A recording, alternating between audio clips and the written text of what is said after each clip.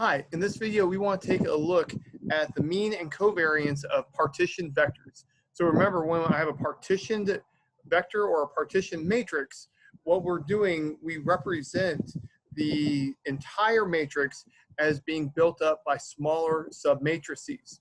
And, this has advantages for certain formulas. Makes it easier to think about certain problems. It'll come up like here and there throughout mathematics if you're doing linear algebra. Okay, so let's go ahead and just start working with it. All right, so let's go ahead and say that we've got two vectors, vector y, vector x, and we stack them on top of each other, and we're going to call that vector v for vector. All right, so if y is length p and x is length q, then v will be length p plus q. I know you're shocked. It's amazing. Well, the expected value is going to be exactly what we expect it to be. So the expected value of the vector is the expected value of the partition vector, and that's going to be the vector of the expected vectors. So, I mean, it's what you would intuitively think it would be. Covariance is a little bit more interesting, though, because what ends up happening is that in a block matrix format, we'll have the covariance of the first vector, covariance of the second vector in the diagonal spots, and then we're going to have covariance on the off-diagonal entries. And you'll notice that here I've got covariance of y then x, and here I've got x then y. All right, so here on the diagonal, those are going to be square matrices, but they're going to be rectangular over here. So this is going, if I'm using these vectors up here, this is going to be a P by P matrix. This is going to be a Q by Q matrix. This one is P by Q. This one is Q by P. All right, and the only way that this can work out for this whole thing to be symmetric is if these are transposes of each other. And if you take a moment to think about it, this is really the intuitive way that it would be, that this is really the only way it could work out. And remember that for the diagonal blocks, they're going to be proper covariance matrices. That means that they're symmetric and they're positive definite, as long as we've got linearly independent variables. So along the diagonal, we're going to have variances, but the off diagonals will be covariances. All right, so the off diagonal here is going to be the covariance of different y entries. The off diagonal will be the covariance of different x entries. Now down here for xy and yx, these are going to be the covariances between an x entry and a y entry, or a y entry and an x entry, depending on how you want to look at it. All right, so what does this mean? Well, if I want to have a formula for how to construct this using some, vector calculus, sigma sub xy is going to be the expected value of x minus its mean, y minus its mean, transpose. So remember that this is going to be an entire matrix. This is going to end up being a Q by P matrix. If I go through and do this multiplication, then when I take the expected value, it's going to be the expected value of the entries. And everything works out the same way, but now I've got the transpose of everything that was over here. And remember that these are transposes of each other. So everything works out exactly the way we want it to. All right, now linear functions of random vectors. All right, so first thing I want to say is that in this course, we're using the word linear in a lot of different ways. For us, linear means matrix multiplication on this part of the lecture. But linear can also mean that we can break up the function. We have to be in the way that like we do with expected values. We have to be flexible and know which version we're talking about whenever we say linear. Also, just in mathematics, we reuse terms. We reuse the term normal all the time. We reuse the word linear all the time. We have to, from the context, understand what it means to say.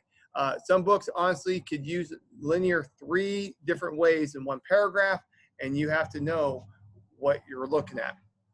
Okay, so if I can represent it with matrix multiplication, we're going to say that it's a linear function. All right, so for example, let's say that I'm going to say that f of y is going to be a1 times the random variable of y, the first one, then a2, the second random variable of y, going down the list, adding up, a sub p times the last random variable of y. All right, so here y is, for us, going to be a random variable, and a is some constants. And okay, so here y doesn't have to be a random variable, but it is a variable nonetheless. And the a's are constant. That's important for this. The a's are constant on this one. Okay, well, then this is going to be just a dot product of a transpose times y. Nothing shocking there. All right, now another thing I could do, I could define a function instead of having just a vector of constants, I could have an entire matrix. And so here we're saying that f of y is the matrix of constants times our variable vector. Okay, so things just are very similar, but here we're getting a scalar value. So f maps the real vectors to the real number line, and here f maps real vectors to real vectors.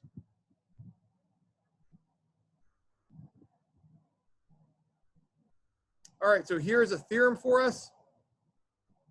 If f is a linear function that can be expressed as the dot product between a constant vector and the variable vector, then the expected value of the function is going to be the constant vector transpose times the expected value of the variable vector.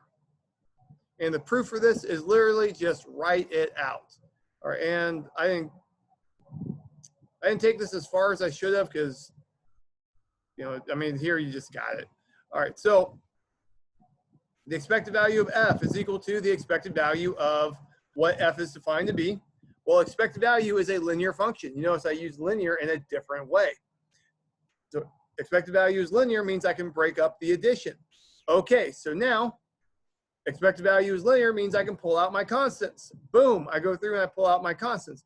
So now on this next step, I see that this is the dot product between the a vector and the vector of expected values. Boom, we got it.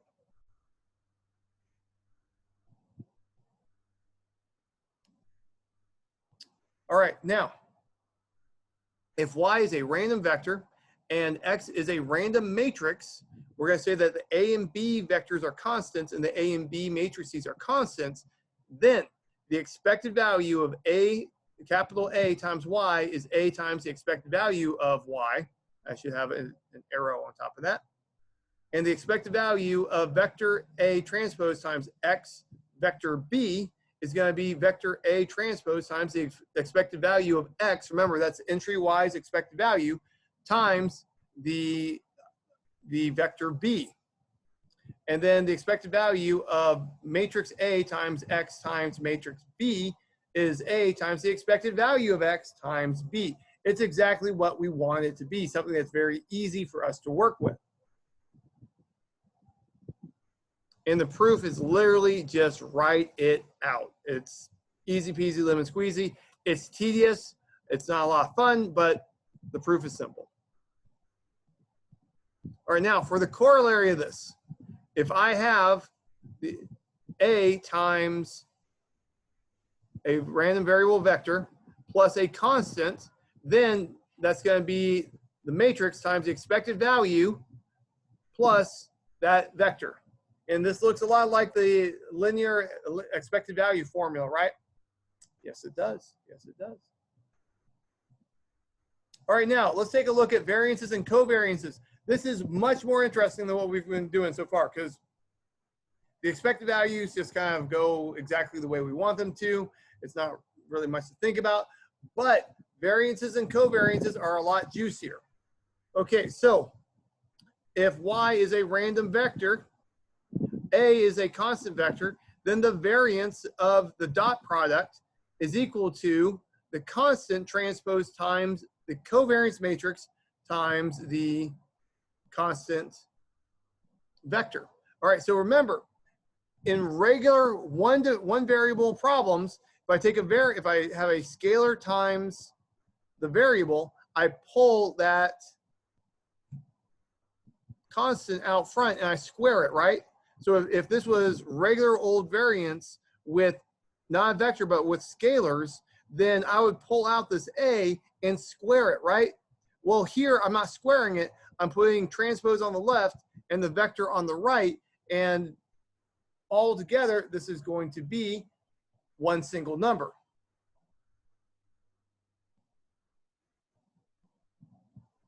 All right, so how do we prove this? I mean, literally, we just run through it exactly the way we want it to be. So here, I want the variance of A transpose Y. Remember that this is a single number. The dot products are always single numbers. Okay, well, by the definition of variance, what I'm going to do, I'm going to take the random variable. I subtract its mean, which we know is this. You know, I just have mu instead of y in this. Then I'm going to square it. Then I'm going to take the expected value. Okay, well, let's think about this for a moment. I have constant times vector minus constant times another vector. All right, well, if I think about the distributive property of matrix multiplication, I know I can factor out this A. So I do that because I'm a wild and crazy guy. Okay, so now I've got vector transpose times the difference of vectors. And the difference is inside parentheses. All right, so what's inside here, the A transpose and then y minus mu multiplication, that is also a dot product. That means it's a regular old number. It's a regular old number means I can take this square and I can change the order however I want. And you know what? I go ahead and do exactly that. So here I convert the square to this regular old third grade elementary school multiplication. All right, now I'm looking at this. This thing on the right, that's a dot product. All right, so I've got, you know, A transpose and then the difference. Well, that dot product, would it be the same if I switch the order and, you know, move the transpose? Yes, it would, because transpose doesn't do anything to a scalar. So effectively what I've done here, if I take the transpose of this part, it switches the order and it puts a transpose here and undoes that transpose. All right, and so then I get this. Okay, so now at this point, I realize I have a constant and a constant, which means I can pull them out. Boom, let's do that. All right, so now I'm looking on the inside. I've got a vector times the transpose of itself, right? All right, and then I take the expected value. Wait, that looks familiar. Did I see that not that long ago? Yes, I did. If I take y minus mu transpose, and I multiply them out and I take the expected value, that's the covariance matrix. Well, boom, I've got it.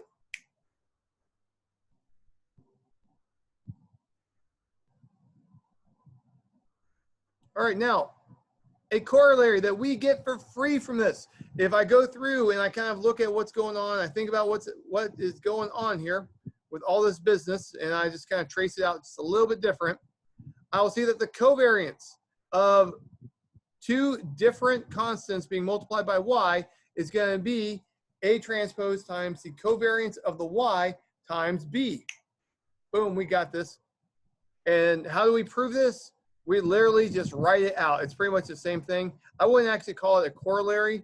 If you prove this, I would call this a corollary of that, but yeah, that's what the author says. I'm being consistent with the author.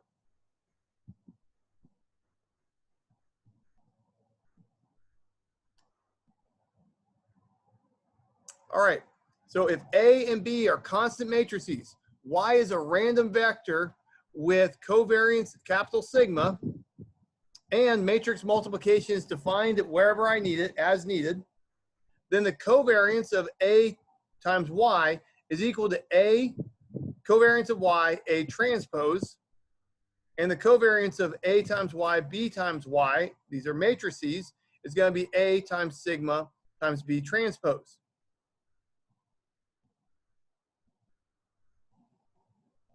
And this really should feel like, formula is very similar to the regular covariance and variance formulas.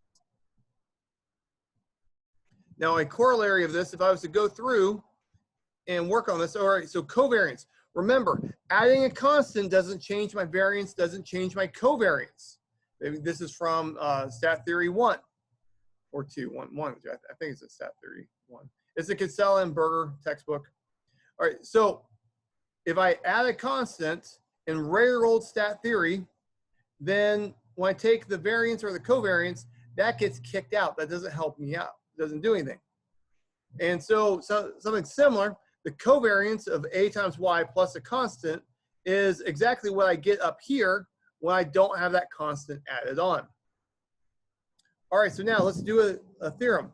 Let's say that the covariance of two different vectors, so these are different vectors, is equal to sigma sub yx. A and B are constant matrices, then the covariance of A times y, B times x is A times the covariance yx times B transpose. Now, something that is important on this one is that we have to keep the order straight. Remember, in other situations, the covariance of x times y, or x and y is the covariance of y and x. Well, because I have different entries in different positions, different locations, I have to keep it straight on this one.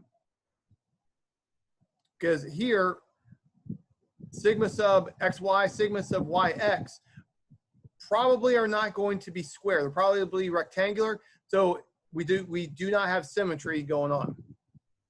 Now, how do we prove this? I ran out of paper, so I didn't finish the entire proof. But basically, all I do is I take y and x, put them on top of each other. I make a block matrix with my constants, and then I just plug and chug this. Okay, so I'm going to take the covariance of A times y and B times x. Well, if I think about that for a moment, this is the same as V times C. If I take y and x, I put them over here and I multiply, then that's C times V.